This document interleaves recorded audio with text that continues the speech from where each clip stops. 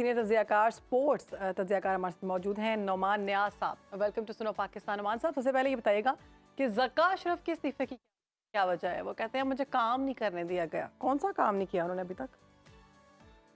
देखिए जी, सबसे पहले तो ज़का अशरफ जो हैं, इस बार जब आए तो he was heading management committee of the PCB, उनको नॉमिनेट किया गया था। अगर हम्म। आपको याद हो, on the board of governors, जो कि पेट्रन का इख्तियार होता है कॉन्स्टिट्यूशन के मुताबिक। लेकिन अनफॉर्चुनेटली जो रिपोर्ट्स थी वो ये है कि उनकी क्वालिफिकेशंस मीट नहीं करती थी। ये 2014 पीसीबी का कॉन्स्टिट्यूशन है, राइट। और वो जो ग्रेजुएशन वाली शिक है वो उस पर पूरा नहीं उतरते थे।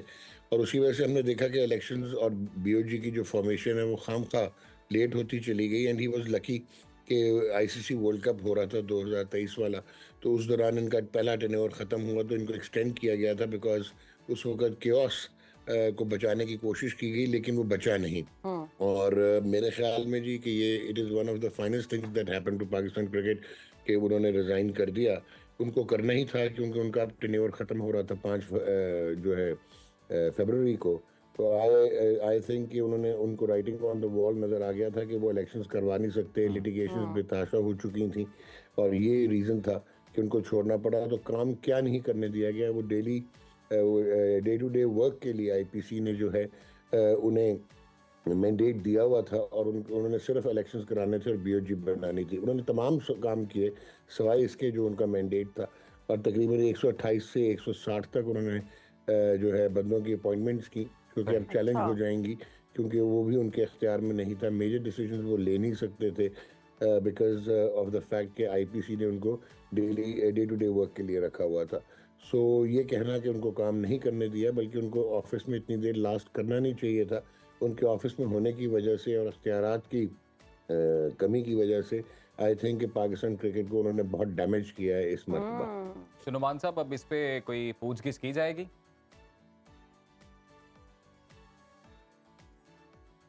नुमान साहब, सुन पा रहे हैं आप? जी नुमान साहब, अब जो निगरान वज़ीर आला पंजाब मोहसिन नकवी के बारे में बताया जा रहा है कि अब इनको बनाया जा रहा है, तो क्या चेयरमैन पीसीबी बनने के लिए निगरान वज़ीर आला का होना ज़रूरी है? क्योंकि इससे पहले हम देख रहे हैं कि नजम सेठी जो थे वो भी निगरान वज़ीर आला रह चुके थे, उनको भी बाद में बनाया गया। तो ये आपस में हाँ, कनेक्शन क्या है? नहीं नहीं, कोई कनेक्शन की बात नहीं। बल्कि लाइटर नोट पे अगर आप देखें तो वहाब रियाज भी जो है वो advisor to chief minister Punjab थे, और उनको हाँ जी। बना दिया गया चेयरमैन ऑफ सेलेक्टर्स। जहाँ तक जी मोहसिन नकवी साहब का ताल्लुक है, एक तो ये है कि वो बेसिकली हैंड्स ऑन किस्म के एक बिजनेसमैन हैं। और व्हाट वी हैव सीन कि एज ए निगरान वज़ीर आला उनमें काफ़ी हमें एबिलिटी नज़र आई, एडमिनिस्ट्रेटिव पोटेंशियल। स्किल्स बहुत नज़र आई, the way he had tried to run the province. अब ये जो है नॉमिनेशन जो इनकी हो रही है, वो यकीनन अभी तो शाह खबर साहब जो इलेक्शन कमिश्नर हैं पीसीबी के, मोस्ट लाइकली वो अभी इन ऑफिस कैरी करेंगे जब तक ये जनरल इलेक्शंस नहीं होते।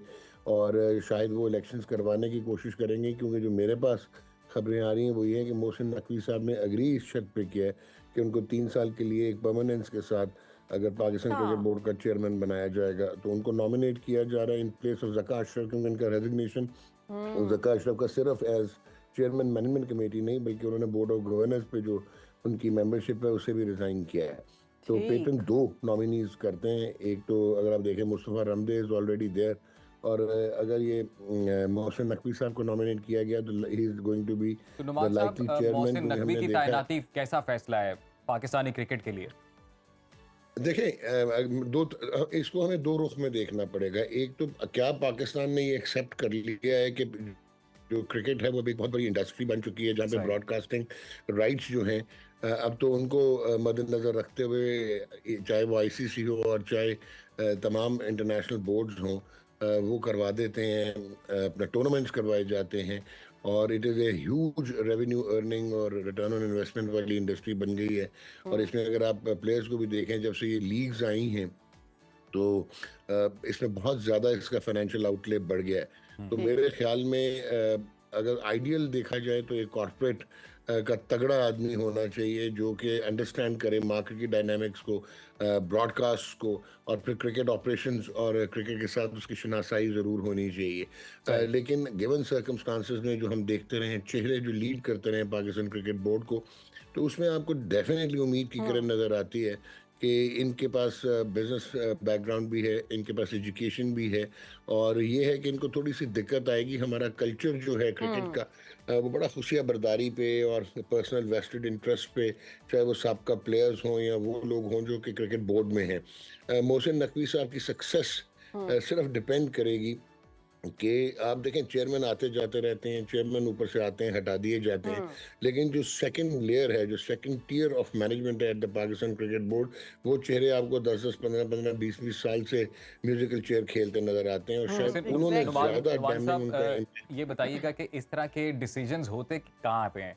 लाइक पैटर्न इन चीफ की जानिब से ये फैसला लिया जाता है?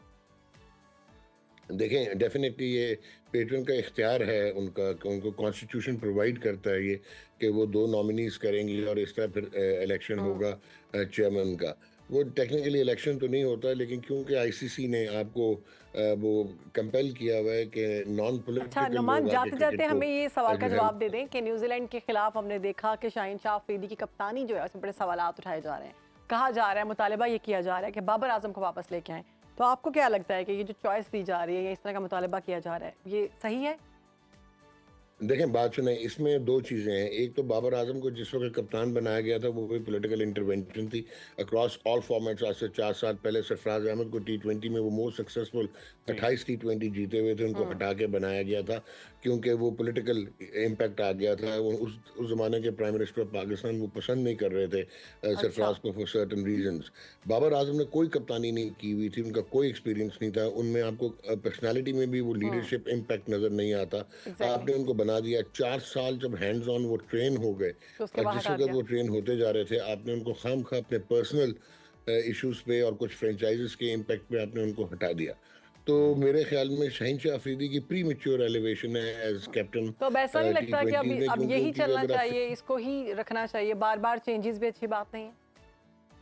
देखिए, बात सुने, अभी फिलहाल तो एक सीरीज पे तो आप डिसाइड नहीं कर सकते, लेकिन उनमें वो रमक नजर नहीं आई कप्तानी सही की। सही सही। उनकी अपनी फिटनेस सस्पेक्ट है कि वो क्या मुतवातर पाकिस्तान की नुमाइंदगी कर सकते हैं। 140 पे वो बॉलिंग किया करते थे, अब वो 125, 29, 30 पे आ गए हैं। दिस मीन्स कि वो फुली रिहेबिलिटेटेड नहीं थे जब नी ठीक। इंजरी हुई। फिर उनमें नुमान साहब, बहुत टैक्टिकल या शुक्रिया आपके स्ट्रेटेजिक वक्त का। ब्रिलियंस सुनो, नजर नहीं पाकिस्तान को आपने वक्त आई। दिया और हम ये दुआ करते हैं कि जो भी फैसले हों वो कौमी टीम के हक में हों।